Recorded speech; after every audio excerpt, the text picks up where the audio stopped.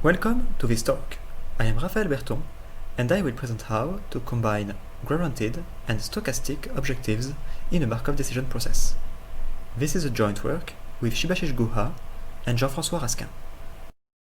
We consider the problem of synthesizing strategies to enforce a combination of objectives in an MDP. More precisely, we are interested in the case when the objectives may be of different nature. Let's first present the objectives we consider. These objectives are defined on an infinite run. The most general case we study are parity objectives, but all the examples in this presentation are either Bushy or co-Bushy. For a Bushy objective, every state is either green or white. We say the Bushy objective is satisfied if during the run a green state has been visited infinitely often. On the example on the left, playing A forever satisfies the Bushy objective. For a co-Bushy objective, every state is either red or white. We say the co-Bushy objective is satisfied if during the run we eventually stop visiting red states. On the example on the right, playing A until reaching the white state and then playing B forever satisfies the co-Bushy objective. We use the following Markov decision process as an example. As we consider combination of objectives, every state is split. The left half denotes the color of a state for a first objective. In the example, it is a Bushy objective, where the leftmost and rightmost states have a green left half. The right half denotes the color of a state for a second objective. In the example, it is a co-Bushy objective, where the rightmost state has a red right half. In an MDP, the result of some actions may be stochastic. In the example, playing action A while at the state at the center has probability half to bring to the leftmost state, and probability half to come back to the state at the center. We note the following. When always playing action B, we are sure of satisfying the Bushy objective, as we visit infinitely often the rightmost state, whose left half is green. When always playing action A, we have probability 1 of satisfying the co-Bushy objective. We are interested in finding a strategy enforcing both these objectives. This kind of question has raised interest, and we present a few related works. In the previous work, we looked at the combination of one sure and one almost sure objective. Chatterjee and Peterman studied the case where only finite memory is allowed. Other types of objectives have been studied. Almagor, Kupferman, and Vellner looked at the combination of mean payoff and parity objectives. Another work studies the combination of multiple mean payoff objectives. Another angle has been explored by Etesami, Kwiatkowska, Vardy, and Yanakakis, who studied the combination of parity conditions holding with at least some given probability. We also mention that the thesis of strategies in MDP can be related to the emptiness problem of probabilistic tree automata. We now define the different objectives we study. The first one is the most classically studied in MDPs. An objective holds almost surely if it holds with probability 1.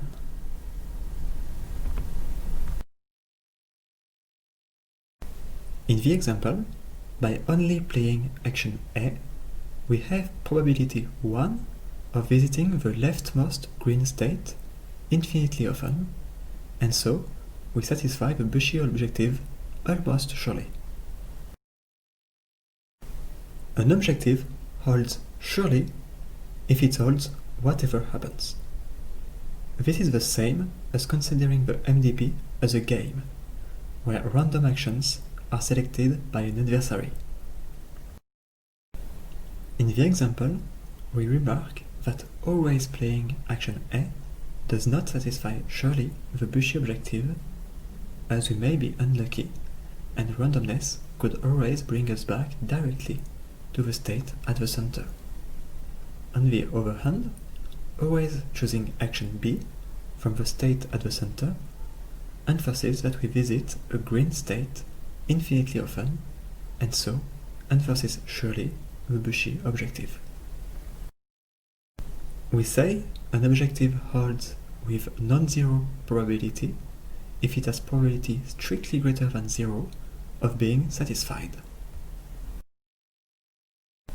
In the example, action A indeed enforces the Bushy condition with non-zero probability. We have probability half of being sent to the rightmost state, where we will not satisfy the Bushy objective, but we also have probability half to be sent to the leftmost state, which is green. Thus, the Bushy objective can be enforced with non-zero probability. An objective holds existentially if there exists at least one path where it holds. This is the same as considering the MDP as an automaton, where we can choose both the action and the transition taken. In the example, by always playing action A, it is possible that we will always randomly take the transition bringing us to the leftmost green state. This means we can enforce existentially the Bushy objective. We introduce qualitative parity logic, where we can define Boolean combinations of the objectives presented above. A stands for the sure objective, E for the existential, AS for the almost sure, and NZ for the non-zero. The Boolean combination is defined as expected. A conjunction of objectives holds if there exists a strategy enforcing all the objectives in the conjunction at the same time. A disjunction of objectives holds if for some objective in the disjunction there exists a strategy satisfying this objective. For negation, we use De Morgan's law. The fact that parity objectives are closed by complementary, the fact that a sure objective is the dual of an existential objective, and that an almost sure objective is the dual of a non-zero objective. The first remark is that randomized strategies are needed in our setting. Let us look at this example where we want to non-zero enforce two Bushy objectives. The first one is satisfied by playing action A, the second one by playing action B. The only way to have non-zero probability to satisfy A and non-zero probability to satisfy B is to play randomly. We flip a coin. If it gives heads, we play A.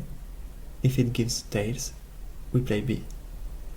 We have probability half of satisfying the first objective and probability half of satisfying the second objective. We note that in the general case, infinite memory is needed to satisfy a combination of objectives. The example is the same as in the beginning. The objective represented on the left side of the states is a Bushy objective that must be enforced surely. The objective represented on the right side of the states is a co-Bushy objective that must be enforced almost surely. To do so, we proceed by rounds, indexed by I. At round I, we play action A I times. After this, if the leftmost state was not visited during this round, we play action B once. We then proceed to round I plus 1. In every round, it is clear that we either visit the leftmost or the rightmost state. As there are an infinite number of rounds, we surely enforce the Bushy condition. We prove that by playing rounds of increasing length, we have probability 1 to eventually stop playing action B. That is, we have probability 1 of eventually only visiting the leftmost and center states, enforcing almost surely the Kobushi condition. Our proof techniques rely on n components. An n component is a strongly connected sub-MDP that can be obtained by restricting the actions allowed in every state. We use three types of n components. Although the type 1 n components are the simplest, their motivation is also the most technical. This is why we only present type 2 and type 3 n components in what follows. In the example, the two states above form an n component. The three states below also form an n component, but these are not the only ones. Given a first set of parity conditions that must be satisfied surely, and a second set of parity conditions that must be satisfied almost surely, type 2 n components are defined such that the conjunction of all these conditions can be enforced while staying in the n component. The example here is the same one as before. It is a type 2 n component, and as we have seen, we can satisfy a conjunction of one sure and one almost sure objectives inside. Type 3 n components are defined toward three sets of parity conditions. A first set that must be ensured surely. On the example, this is the Bushy objective on the left half of the states. A second set that must be ensured almost surely. On the example, this is the Kobushi objective on the right half of the states. A third set that must be ensured with non-zero probability. On the example, this is represented with the border of the states. This Bushy objective is satisfied if the state with green borders at the top left is visited infinitely often.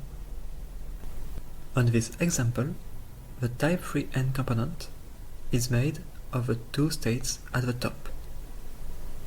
Type 3 n components are characterized by the existence of two strategies. The first strategy staying in the n component and satisfying almost surely all parity conditions. This first strategy is represented in blue.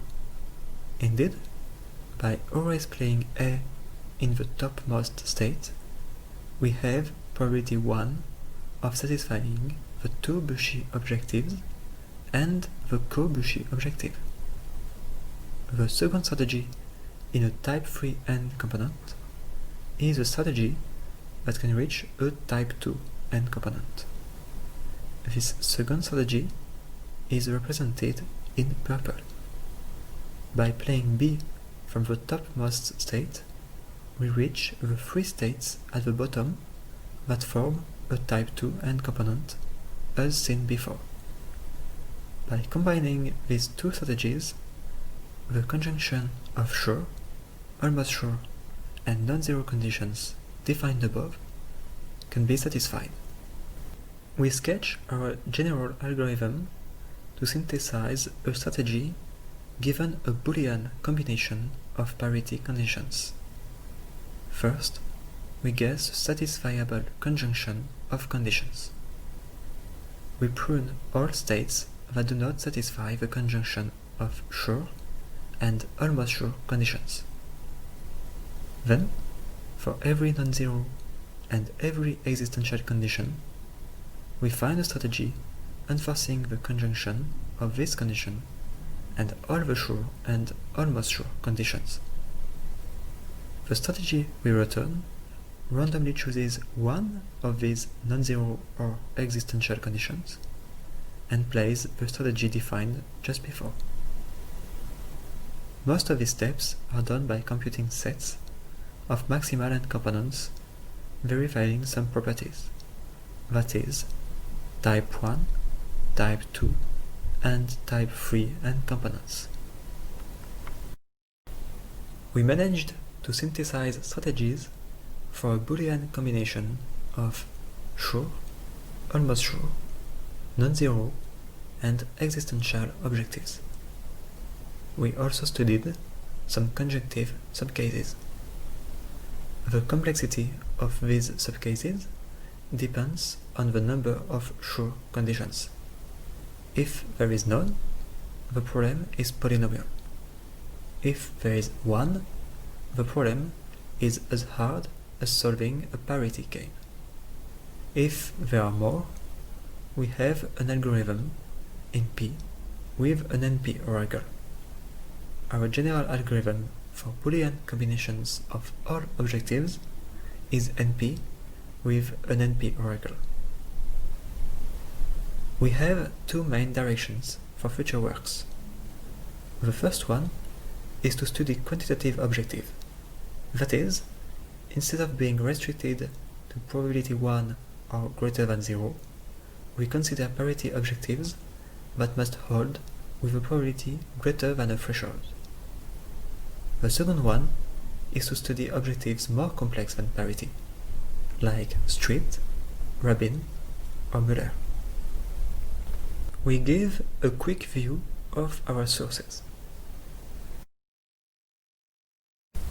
Thanks for listening to this talk. If you have any question, we will be happy to answer, either during the Q&A session or later.